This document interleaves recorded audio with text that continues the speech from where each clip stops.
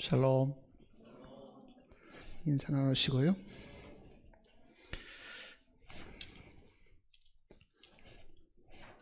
마태복음 7장을 보시겠습니다.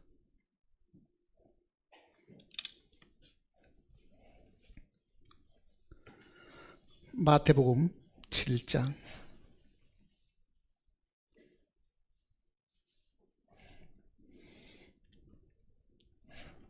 1절 말씀부터 보겠습니다.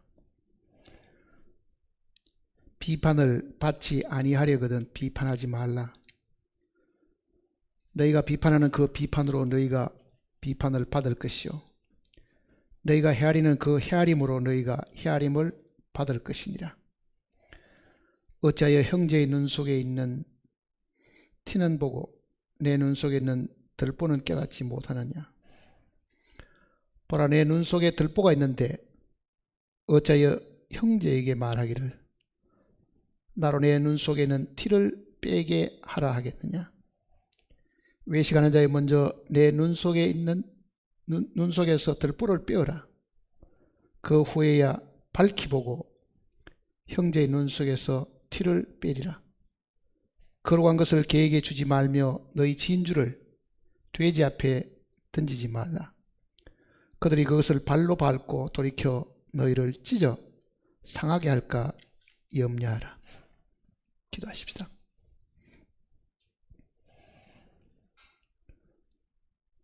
하루가 가고 또 하루가 다가왔습니다. 세월이 흐르는 동안에 우리가 반드시 알아야 될 것은 가는 세월의 끝에는 분명히 주님께서 다시 오신다는 사실입니다. 가는 세월을 아쉬워할 것이 아니라 점점 매일같이 주님의 재림에 가까워짐을 우리가 기뻐하고 감사하게 하시옵소서.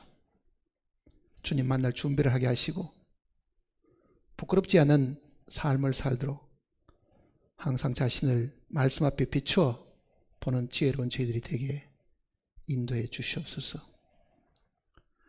세상에 살되 세상에 빠져 살지 않게 하시고, 비록 우리가 세상에 살고 있으나 우리 자신이 세상에 속하지 않았음을 늘 깨닫고 마음에 간직하고 살게 하시옵소서. 우리에게 부활의 산소망을 주셨으니 이 부활의 능력으로 모든 어려움과 시련과 괴로움과 죄까지도 능히 이길 수 있는 힘을 우리에게 허락하시옵소서.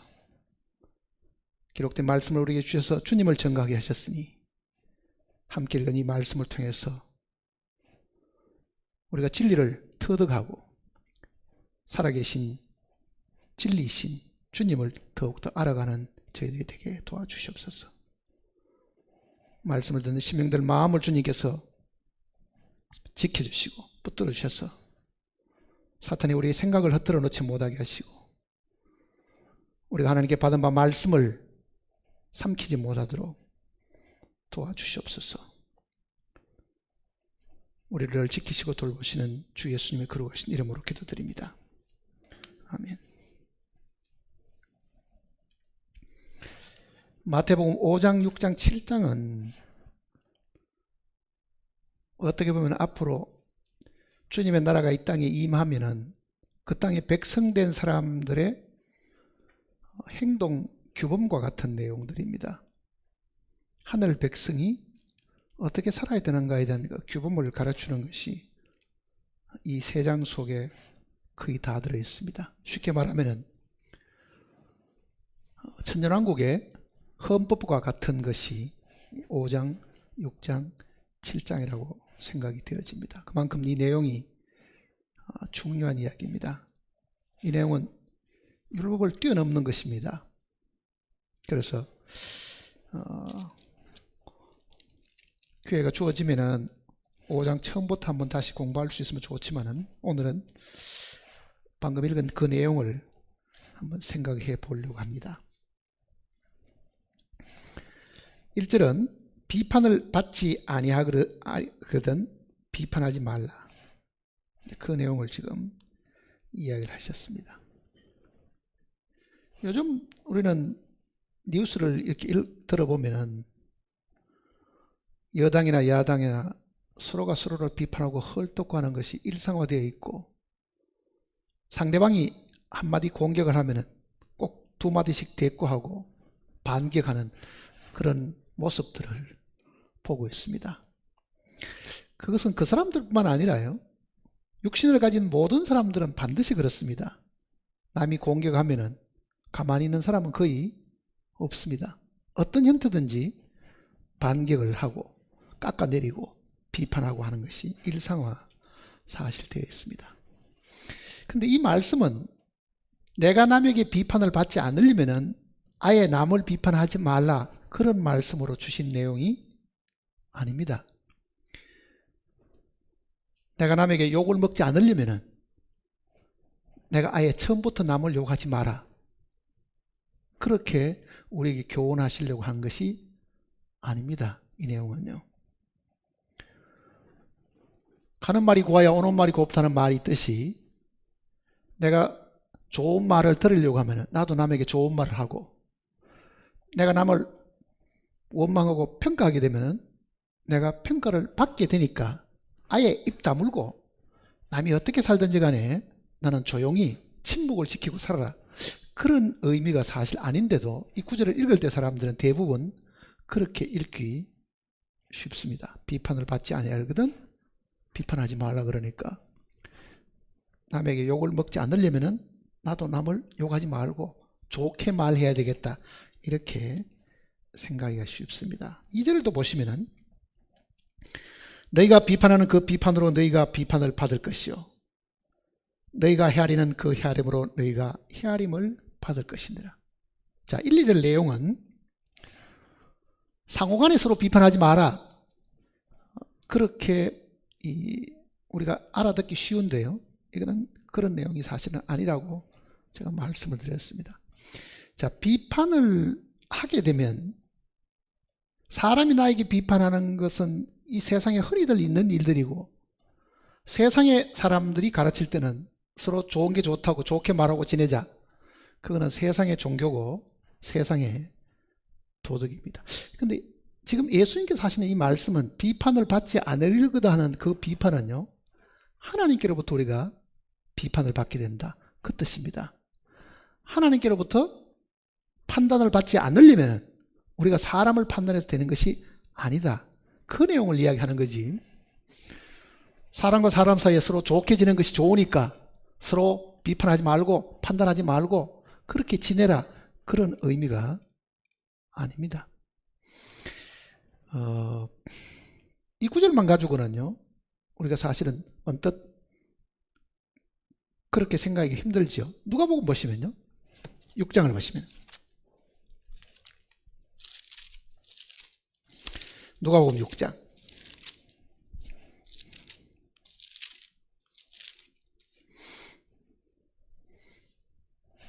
37절입니다. 누가복음 6장 37절.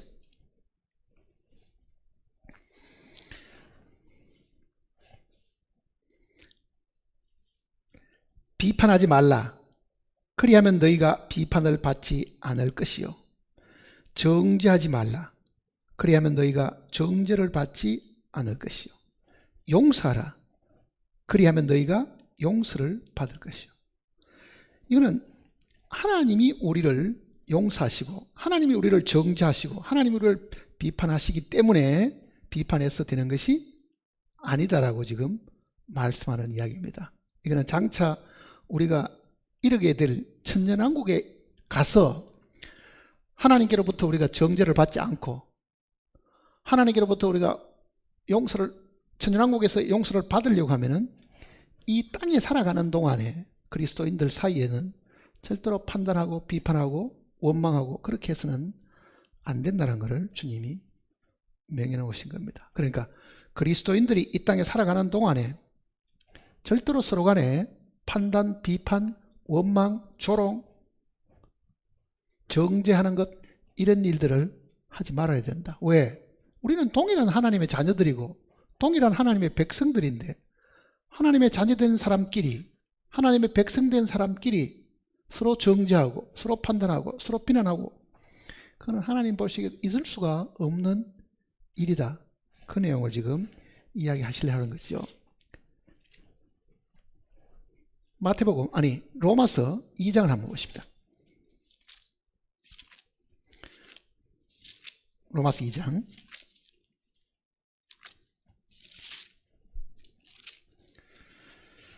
1절입니다.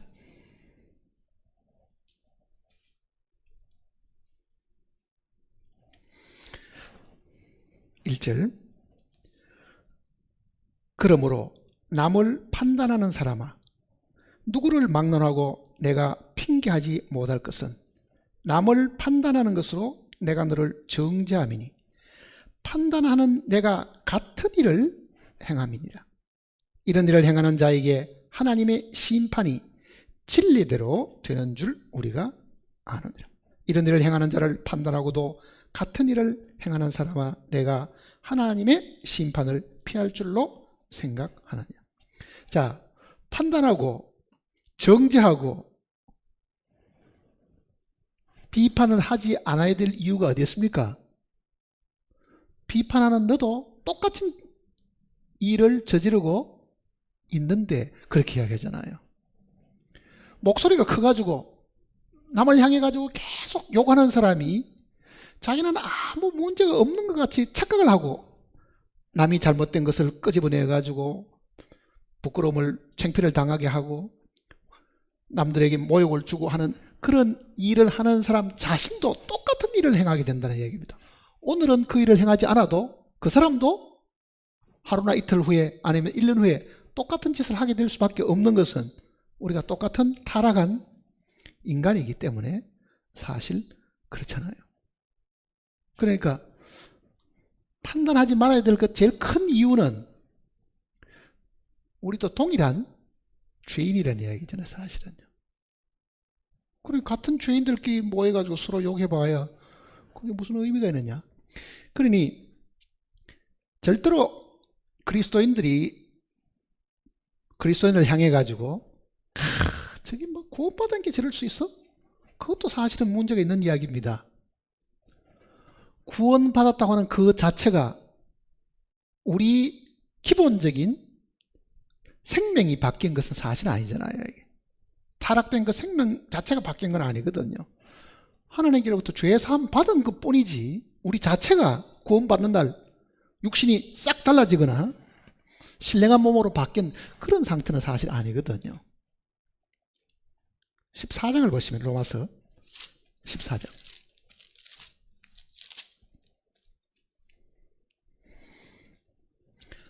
14장 10절입니다.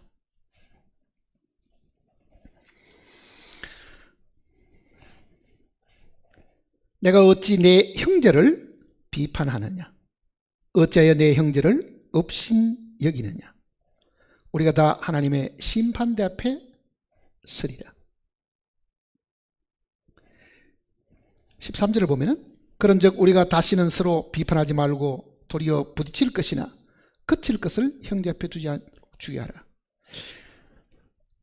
반드시 우리가 하나님의 심판대 앞에 서게 되는데 내가 남을 늘 비판하고 판단하는 그 입을 가졌다고 하면은요, 이거는 그리스도인의 심판대, 하나님의 심판대 앞에 가서 반드시 하나님이 나를 내 입으로 말한 것에 따라 가지고 판단하시고 심판하시게 된다. 그 내용을 이야기하는 겁니다. 우리는 이렇게 생각이 쉽죠. 다 용서 받았는데, 다 하나님께로부터 우리가 다 용서 받았는데 하나님 앞에 가서 다시 심판받을 게 뭐 있겠느냐, 이렇게 생각하기 쉽습니다. 영원한 지옥의 심판은 주님께로부터 용서를 받았지만은 구원받고 난 이후에 그리스도인으로서의 삶에 있어 가지고 실제 생명의 부활의 열매가 없이 그저 여전히 우리 입이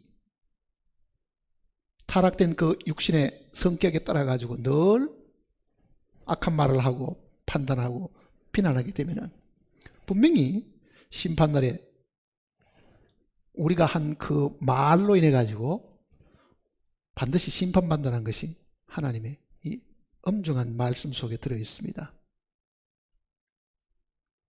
무슨 무익한 말을 하든지 심판날에 이에 대하여 신문을 받으리니 그러잖아요. 그리고 여기도 분명히 하나님의 심판대 앞에 이거는 그리스도인들이 주님 앞에 가서 받을 심판이 있음을 미리 경고를 하고 있는 겁니다. 그러니까 적어도 그 나라에 가서 심판받을 때에 내가 심판을 받지 않으려면은 지금 내가 형제들을 판단하고 정죄하고 그렇게 하지 말라고 주님이 명령을 하신 겁니다.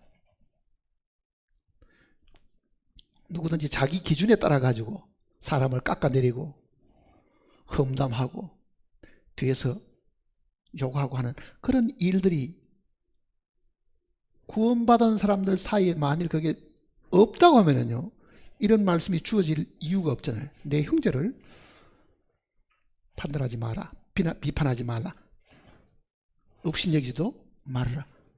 내 형제를 그러잖아요. 우리가 구원받지 않았을 때를 이야기하는 게 아니고 우리가 구원을 받고 나니. 근데 만일 이거를 반대로 이야기하면은 형제의 어떤 결점이 있고 잘못이 있는데 이걸 내가 포옹하고 감사고 불쌍히 여기고 긍휼히 여기면 거기에 따른 주님의 보상도 분명히 있습니다. 자, 구원을 받은 그때로부터 지금까지 3, 40년이 만일 지났다고 가정해 보세요. 3, 40년 지나는 동안에 아직도 처리되지 않는 그 육신을 따라 산 삶이 많고 용서할 줄 모르고 자기는 하나님께로부터 큰 용서를 받아도 남의 조그마한 용서를 눈 감아주지 못하고 자기에게 손해 끼친 사람에게 그거를 끝까지 따라가면서 갚으라고 조르거나 아니면은 말로 상처를 준 것에 대한 것들도 그거를 끝까지 갚으려고 만일 한다고 하면, 즉 마음에 자기에게 죄 지은 사람, 자기를 판단하고 비판하는 사람에 대해서 마음의 여유를 갖지 않고 불쌍히 여기는 일이 없이 긍휼을 베푸는 일이 없이 나도 원리 원칙대로 선과 악을 따라가지고 만일 내가 그거를 복수하려고 마음을 먹고 있다고 하면은요, 주님도 우리를 반드시 내가 사람을 대하듯이 그렇게 대한다고 이야기를 하고 있는 겁니다.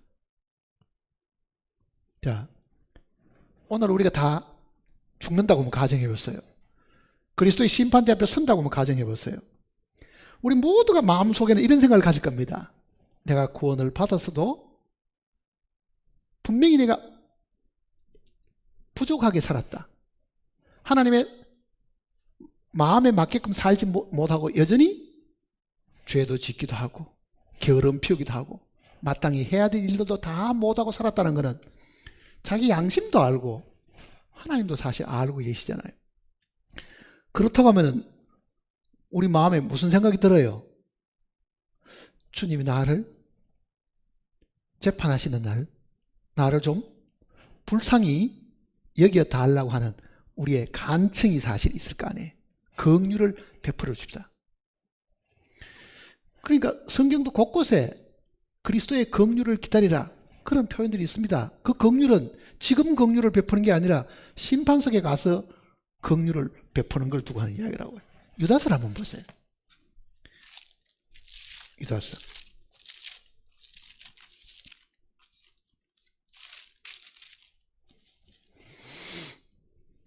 21절입니다.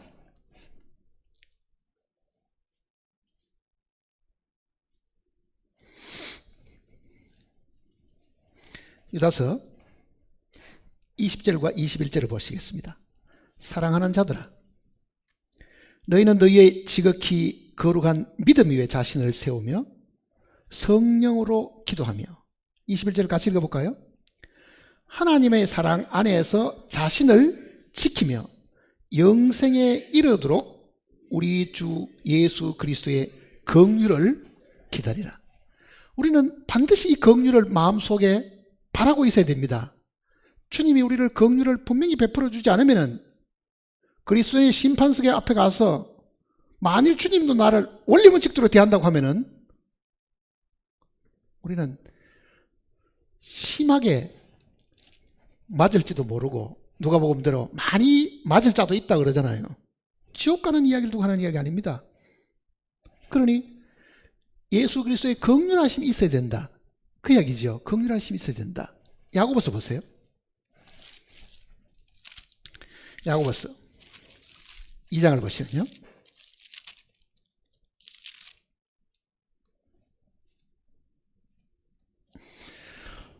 야고보서 2장 13절입니다.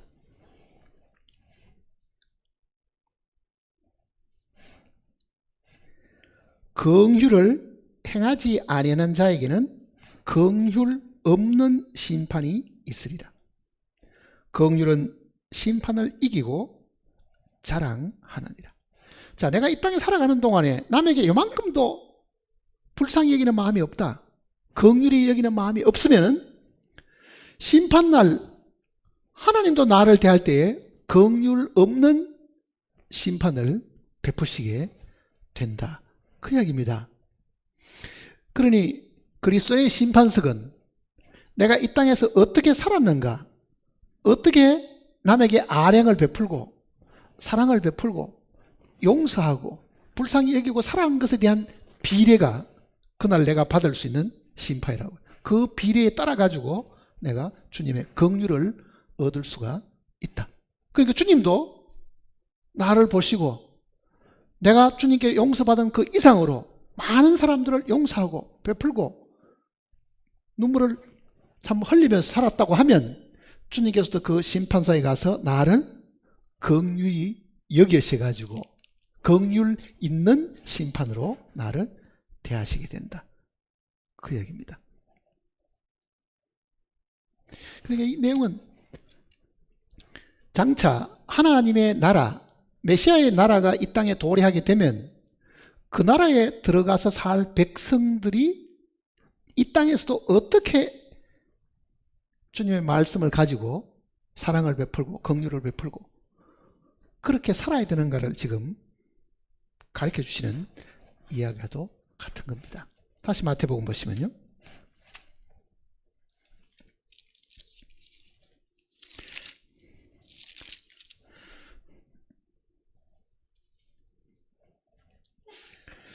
(3절입니다) 어찌하여 형제의 눈 속에 있는 티는 보고 내 눈 속에 있는 들보는 깨닫지 못하느냐. 내 눈 속에 들보가 있는데 어찌하여 형제에게 말하기를 나로 내 눈 속에 있는 티를 빼라 하겠느냐. 외식하는 자여 먼저 내 눈 속에서 들보를 빼어라. 그 후에야 밝히 보고 형제의 눈 속에서 티를 빼리라. 자, 형제의 허물을 두고 하는 이야기입니다. 형제의 잘못, 형제의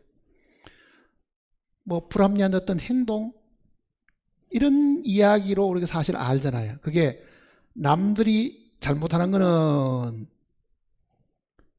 사실은 티끌만큼 작은데 자기 잘못은 들보처럼 이렇게 큰 사람도 그거를 미처 깨닫지 못하고 자기 잘못은 인식도 못하고 남의 눈꼽만한 그런 잘못 가지고 판단하고 비난하고 헤아린다. 헤아린다는 건 또 같은 뜻입니다. 평가한다는 뜻이니까 헤아리는 거는. 왜 하필이면 눈 이야기를 했을 것 같아요. 눈 속에 있는 그러잖아요. 눈. 성경은 눈이 이 진리를 깨닫는 것을 항상 이야기하는 겁니다. 눈이 밝다는 것은요, 진리를 깨닫는 거잖아요.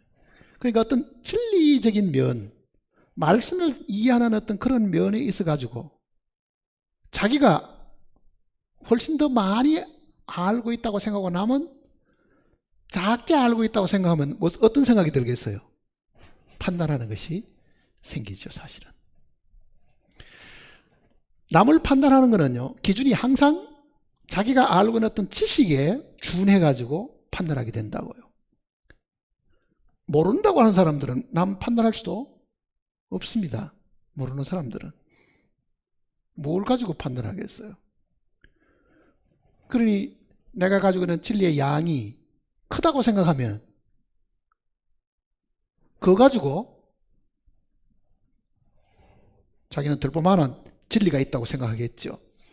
근데 사실은 엄밀하게 따지면은 그게 별것이 아닌데도 그게 판단의 기준처럼 생각합니다. 자, 그리스도인들도 이렇게 모여 있으면은 처음에는 서로가 서로를 잘 모르잖아요. 구원받은 간증을 직접 들어보지도 않았고 그저 이렇게 만남 속에 이렇게 앉아 있으면은 누가 어떤 생각을 하고 있으며 어떻게 주님을 깨닫고 있고 정말 진리의 말씀대로 어떻게 살고 있는지를 사실 잘 모른다고요. 근데 하루 가고 이틀 가면은 그 사람의 말이나 행동 속에서 믿고 있는 바에 대한 것들이 표현되기 시작하지요. 그 입에서 뭔가가 나오지요. 왜? 마음에 가득한 것을 입으로 말하기 마련이니까.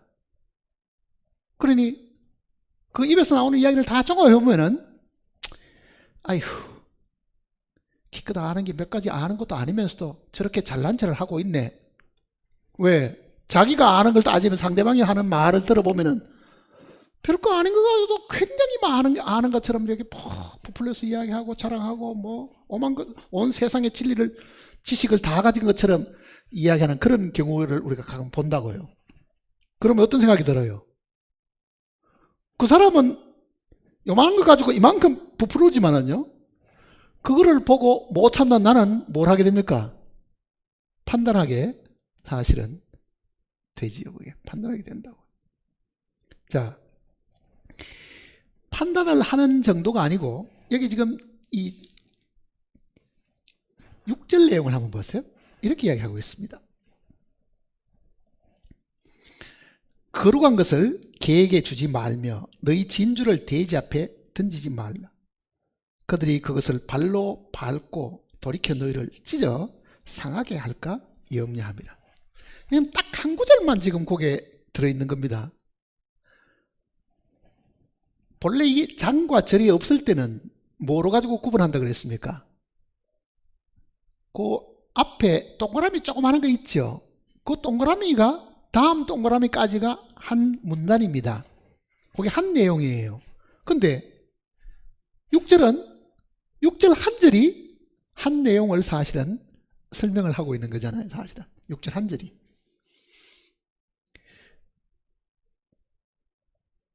이 6절은 사실은 앞에 있는 내용하고 연결이 사실은 됩니다. 관련이 있는 겁니다. 이 내용이. 자, 이걸 먼저 한번 생각해 보면은 앞에 있는 내용이 무슨 의미인지를 우리가 좀 더 알 수 있습니다. 자, 여기 보면은 거룩한 것을, 그러죠? 거룩한 것을. 예수님이 하시는 이야기니까요. 한 단어, 숫자 하나까지도 의미 없는 것이 없다고 제가 이야기 드렸잖아요. 이 하나님 말씀은 단어 하나까지도 축자 영감, 성령이 생명을 거기에 풀어넣으신 겁니다. 사실은요. 그러니까 여기는 첫째는 거룩한 것을,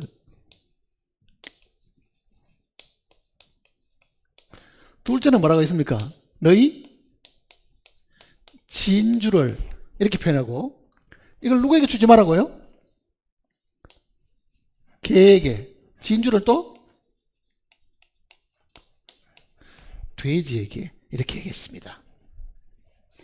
자, 거룩한 것을 개에게 주지 말고 너희 진주를 돼지 앞에 던지지 말라. 그러면 이게 정말 우리가 말하는 짐승의 돼지고 짐승의 개냐? 그거부터 한번 생각해 봐야 되겠죠. 진짜 개에게 혹은 진짜 돼지에게 뭐를 우리가 거룩한 것과 진주를 던지지 마라. 진주가 반짝반짝하니까 돼지가 그거 보면 반짝반짝한 거 보고 놀래가지고 그만 던진 사람에게 덤벼든다는 그런 뜻인가?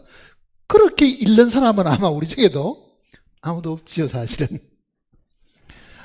자, 우리 주님이 거룩한 것을 언급하셨을 때는요, 이런 뜻입니다. 하나님께 속한 모든 일반적인 진리입니다, 이게요. 하나님께 속한 모든 일반적인 진리라는 것은 복음의 내용, 성경 속에서 우리가 말하는 침례 혹은 만찬, 성경 안에 표현되어 있는 하나님의 일반적인 진리의 말씀들이라고 사실은 이게.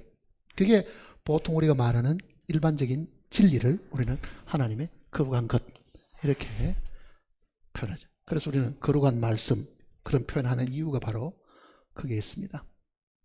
하나님이 거룩하다는 말은 하나님의 입에서 나오는 모든 말씀도 다 거룩한데 하나님의 입에서 나오는 일반적인 이 진리를 성경은 거룩한 것이라고 사실 표현을 한 겁니다. 자, 이것을 개에게 주지 마라 그러잖아요. 개에게 주지 마라. 개는 뭘 두고 하는 이야기였어요?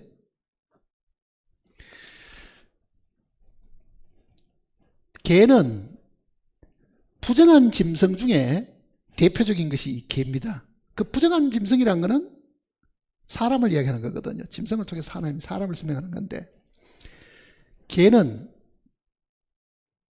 되새김질도 못하고 굽도 갈라지지 않았습니다. 이거는 되새김질 반추하는 거잖아요. 반추.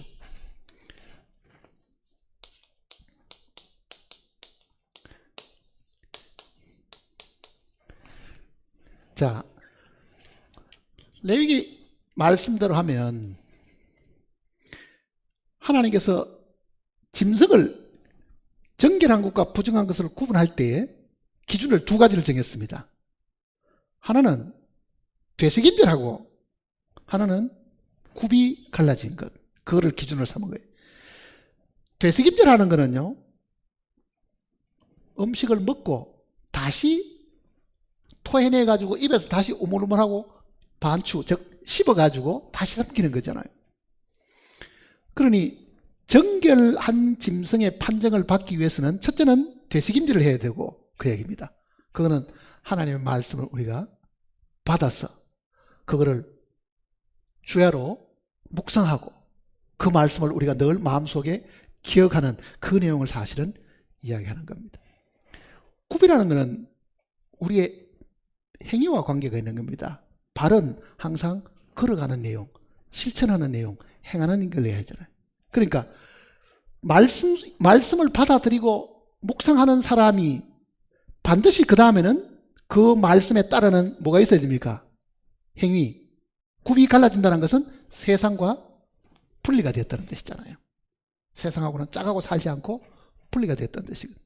그러니까 내가 하나님의 말씀을 받았다 이렇게 하는 사람이 첫째는 중요하고 둘째는 그렇게 했으면은 그 사람은 세상과 자신을 구별하고 살아야 된다.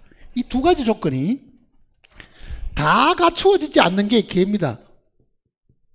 그런데 돼지는 어때요? 돼지는 1번도 안 되고 2번은 무엇입니까? 9번 갈라져 있는 거예요, 사실은. 그러니까 이거는 속에 말씀은 없는데 외형적으로 구분된 삶을 사는 껍데기 종교인들을 두고 하는 얘기입니다. 도덕적인 사람. 그렇잖아요. 깨끗하게 살려고 하는 사람. 안에는 생명이 없는데도, 말씀에 생명이 없는데도 겉으로는 남들에게 깨끗해 보이는 종교인들의 모습. 그러니까 개 같은 사람 혹은 돼지 같은 사람을 두고 하는 이야기지, 이거를 진짜 개나 진짜 돼지에게 진리를 혹은 진주를 던지지 마라 이렇게 이야기한 것은 사실은 아니다 그 얘기입니다. 자, 그럼 보세요. 자, 이 거룩한 것이 하나님의 일반적인 말씀의 진리라고 하면은 진주는 뭐를 두고 하겠느냐, 그것도 우리가 한번 생각해 봐야 되겠죠. 진주에 대한 이야기는 신약 성경 속에는요, 이 마태복음 7장 14장 요한계시록 21장 내용 속에 3번 나옵니다, 사실은. 근데 진주는 의미가 조금 다릅니다. 하나님의 일반적인 진리하고 조금은 다르다고요. 진주는 유일하게 바다에서 나오는 보석입니다. 모든 보석은 땅에서 나오는데 바다에서 나오는 보석 중에 유일한 것이 이 진주잖아요, 사실은.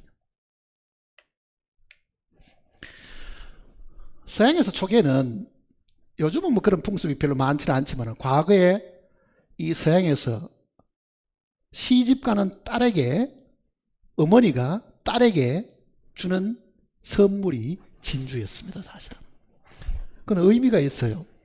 이 진주를 보통 이렇게 이야기합니다.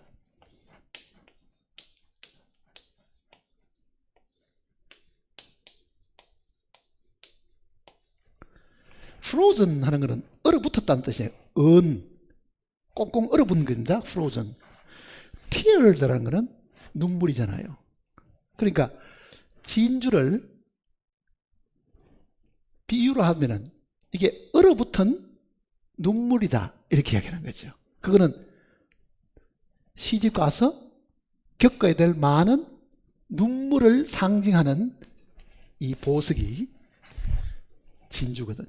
왜? 시집 살기가 힘들고 어렵고 정말 딸이 많은 눈물을 흘려야 될 그런 경우를 어머니가 아니까 그 진주를 딸에게 선물을 줘가지고 견디라고 사실 주는 거예요. 그게 과거에는. 근데 진주가 어떻게 생기는지는 우리가 잘 압니다. 진주가 어떻게 생겨요? 조개가 입을 이렇게 벌리고 있다가요, 파도가 이렇게 치면은 그 바닷물 파도에 의해 가지고 모래 같은 게 오지요. 그 모래 같은 게 입 벌리고 있는 조개 속에 들어가게 된다고요. 이물질이 들어갔죠. 이제 자, 이물질이 조개 속에 들어가면 조개가 무슨 손이 있는 것도 아니고 이걸 끄집어낼 수도 없죠. 그러면은 조개는 어떻게 해야 되느냐? 만일 들어온 그 모래 같은 이물질을 무시해버리면요, 그 조개는 썩어버립니다. 사실은. 근데 이거를 끄집어내지는 못하니까 이거를 극복하고 이기려고 얼마나 그 괴로움이 많겠어요. 그게 딱 이렇게 들어붙어가 있으면은. 조개 자체에서 나오는 분비물이 있어요. 분비물.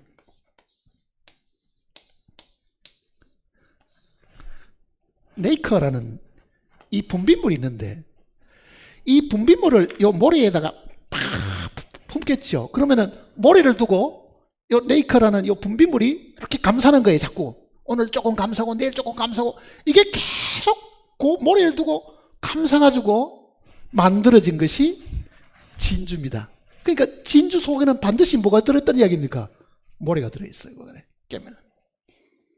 그러니까 어떻게 보면은 이 조개가 그 괴로움을 이기려고 그것과 싸워가지고 안에 내분비액을 이걸 막 품어내가지고 이 진주를 만드는 건데, 이 진리는 하나님의 일반적인 진리하고는 다르지요. 뭐겠습니까? 그거는요, 어떤 나에게 문제가 생겼는데, 어떤 사람이 나를 괴롭히는데, 어떤 사람이 나를 원망하고 비난하는데, 어떤 사람이 나를 억울하게 하는데,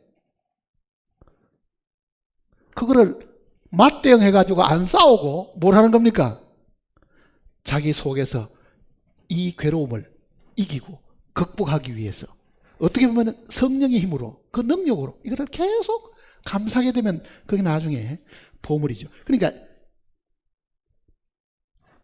거룩한 것은 하나님의 일반적인 진리고, 진주는 그보다 더 깊은 자기 체험 속에서 나오는 진리라고 얘기해요. 체험 속에서 나오는 진리. 자, 하나님의 일반적인 진리가 되었든지 자기가 체험으로 하나님 말씀을 경험해가지고 생성된 진주와 같은 진리든지 개에게나 돼지에게는 어떻게 하라고요? 주지 마라. 나타내 보이지도 말고 그 앞에 던지지도 말아라. 왜? 반드시 화를 입게 된다는 뜻이잖아요. 잠언 9장을 한번 보세요.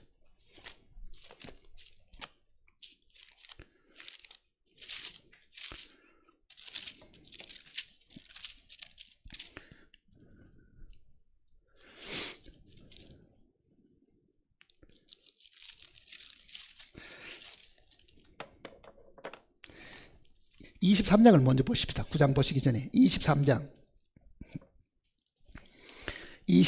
9절부터 먼저 보십시다.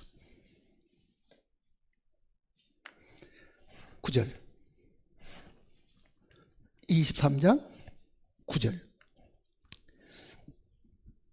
미련한 자의 귀에 말하지 말지니. 이 미련한 것이 뭐냐? 구원받지 못한 우리의 마음이 개와 같고 우리의 마음이 돼지 같은 마음을 두고 하는 이야기입니다. 사실은요. 구원을 받고도 이렇게 미련하게 사는 사람이 있는데, 이 미련한 사람을 상대해 가지고 하나님의 좋은 말씀을 던져봐야 어떠다고요? 그 말을 업신여긴다 그러죠. 앞에 9장을 보세요. 이제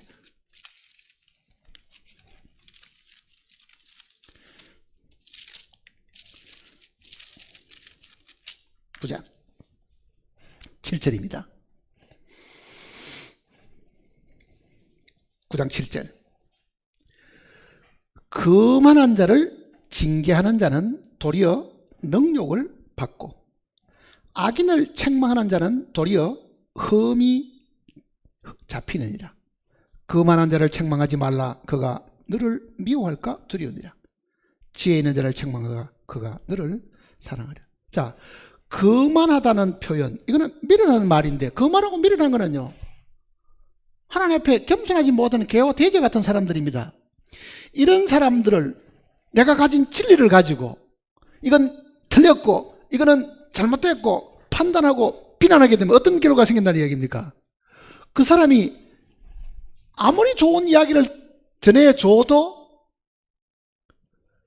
받아들이는 게 아니고 돼지나 개처럼 오히려 진주를 돼지에게 던지면 화를 입는 것처럼요. 여기도 분명히 능욕을 받고 그러잖아요.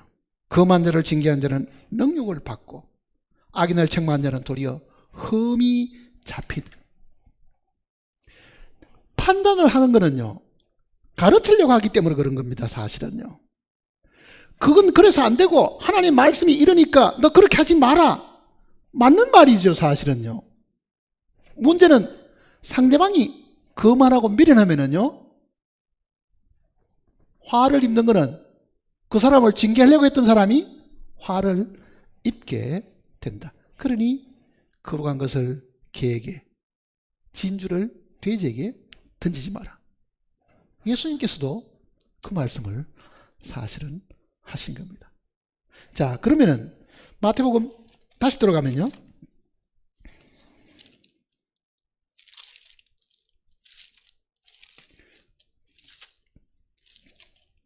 7장에 다시 들어가십시다.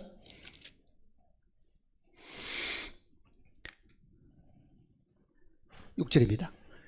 거룩한 것을 개에게 주지 말며 너의 진주를 돼지 앞에 던지지 말라. 그들이 그것을 발로 밟고, 거룩한 것이든 진주든 그걸 다 무시하고, 그 말입니다. 아무리 좋은 하나님의 진리를 전해줘 봐야 그 진리도 무시하고 내가 경험한 하나님의 진리도 배척하고, 그 얘기잖아요. 우리 생각에는 하나님의 진리를 전해주면 그 사람이 감사하게 받을 것 같은데 받기는커녕 뭐 한다고요? 무시하고. 그게 그리스도인들 사이에서도 이게 일어나기 때문에 이걸 이야기하는 거예요. 그러니까 내가 옳다고 하는 것이 반드시 옳은 것도 아닙니다. 그 옳은 것을 전해줘 봐야 마음이 개 같은 마음, 돼지 같은 마음을 가진 사람에게는 내가 화를 입게 된다는 것을 성경이 이야기하는 겁니다. 왜 그러겠어요? 우리는 남의 잘못을 눈감아 못 보는 거예요. 정말 하나님의 진리를 전해주려고 하는 게 아니라 우리가 진리를 알면은 그 진리를 가지고 판단하기가 쉽다는 이야기입니다. 그 판단하는 마음으로 아무리 전해줘 봐야 그건 아무 소용이 없다는 걸 이야기하는 거지. 판단하는 거.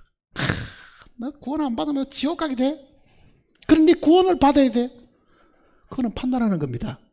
정말 그 영혼을 위해서 불쌍히 여기고 눈물 흘리는 그런 마음으로 전도하는 게 아니잖아요. 나는 진리를 알고 있는데, 나는 구원을 받았는데, 나는 이 복음의 진리를 깨달았는데 너는 모르면 너는 큰일 나. 그게 판단하는 거라고, 사실은. 그러면은 그렇게 말하는 나는 화를 입게 되고 주님 앞에 가서도 판단하는 것으로 인한 벌도 받게 되죠. 그러니까 이 6절이 한 절로 이렇게 독립되어 있는 것 같아도요, 결국은 우리가 판단하는 것은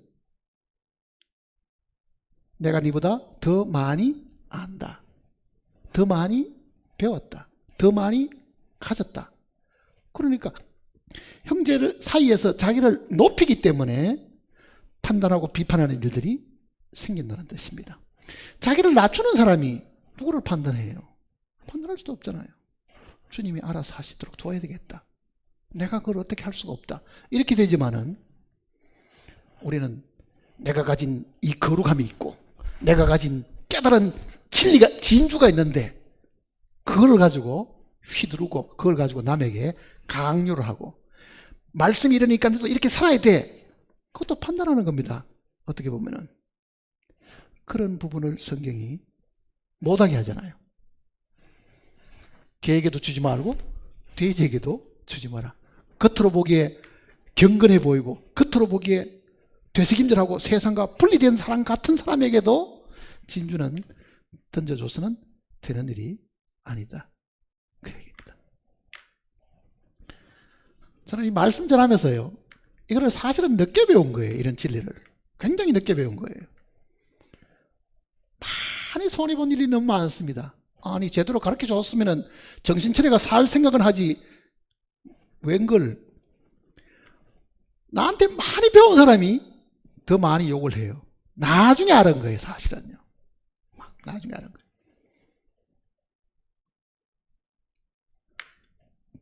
잠언 내용도 나중에 늦게 깨달은 거고, 주님이 하시는 이 말씀은 사실, 정말 우리가 말씀을 아전 인수로 해석하는 경우도 사실 많잖아요. 자기 편리한 대로 해석해가지고 이렇게 해버려요. 그래서 입 다물고 있는 게 나왔습니다. 어떻게 보면요.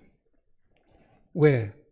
소망에 관한 이유를 묻는 자에게는 했지, 이거를 내가 나서가지고 미리 전해줄 필요는 사실은 없는 부분도 있습니다.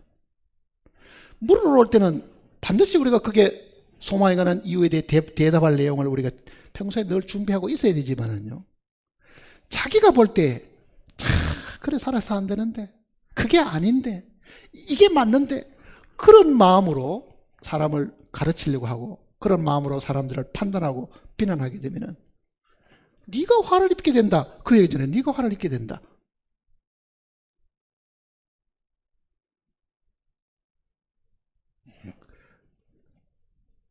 분열이 생기는 이유는, 그래서 분열이 생기는 거예요. 사실은 판단하고 비난하고.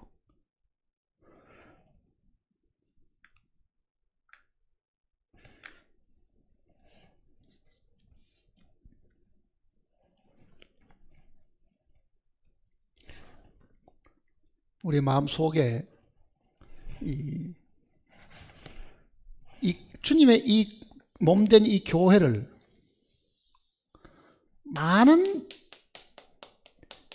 구원받은 사람들이 이 속에 만일 들어와 있다고 하면은 이 사람들을 온전한 대로 이렇게 세우는 거는요, 하나님 손에 달리지 우리 손에 달린 것이 사실 아닙니다. 여기에 있는 사람들을 우리가 다 어느 위치까지 올려줄, 우리가 설교를 해가지고 그 사람들을 온전하게 만든다고 하는 거는 큰 착각하는 거예요. 그게 불가능해요. 그게 이게 얼마나 어려운 일인가 하는 것을 사실 잘 모르는 거죠. 이게 얼마나 어려운 일인가.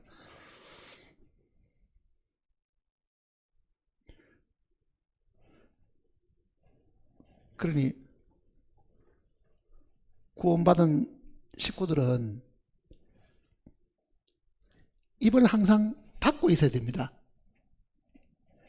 생각만 하고 표현 안 하는 것은 하나님 앞에 책임질 필요가 없습니다.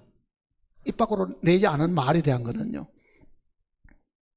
생각은 떠오를 수도 있고 생각은 순간적으로도 우리에게 일어날 수 있는 일들이기 때문에 남들에 대한 그 생각까지는 하나님 앞에 심판을 받지 않지만은요, 그 생각이 말이 돼서 나가서 판단이 되어버리고 비판이 되어버리고 원망이 되어버리고 이렇게 되어버리면은 그거는 나중에 전부에 가서 자기도 책임을 져야 될 부분이 분명히 있습니다.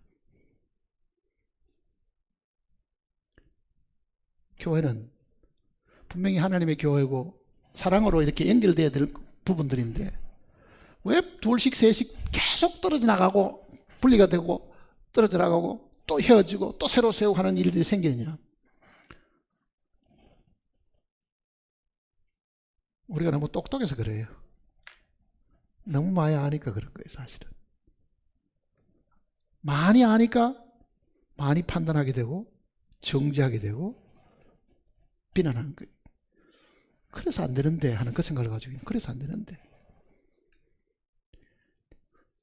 그거를 우리가 버리고 남의 잘못을 혹은 남의 허물을 정말 우리가 긍휼히 여길 수만 있다고 하면 그 긍휼은 사랑에서 나오는 거거든요.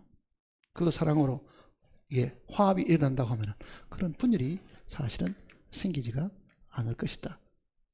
그걸 우리가 늘 마음속에 기억을 하고 살아야 됩니다. 주님 앞에 섰을 때도 말 때문에 우리가 심판받는다는 걸 항상 기억하고 이 입을 항상 조심하고 살아야 됩니다. 기도하십시다.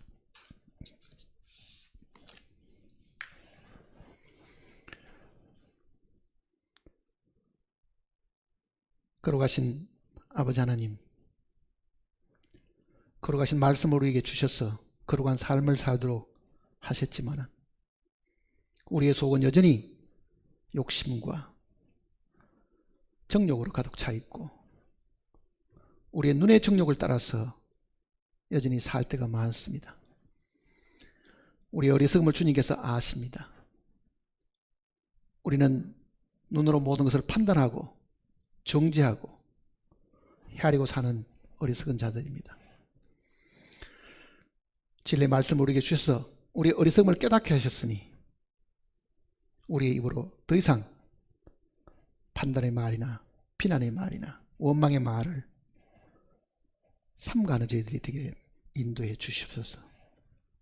정말 주님 만나는 그날 주님의 심판대 앞에 섰을 때에 우리로 하여금 담대함을 얻게 하시는 것은 우리가 그런 모든 형제자매들의 잘못을 긍휼히 여기고 사랑으로 감사하는 것임을 우리에게 가르쳐 주셨으니 매일매일의 삶 속에서 주님의 그 가르침이 우리의 삶이 되도록 우리를 인도하시고 이끌어 주시옵소서.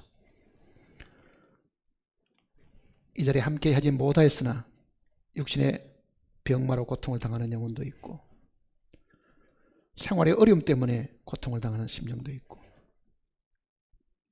또 개인의 사정에 따라서 서로 다른 환난을 겪는 사람들이 있는 줄 압니다.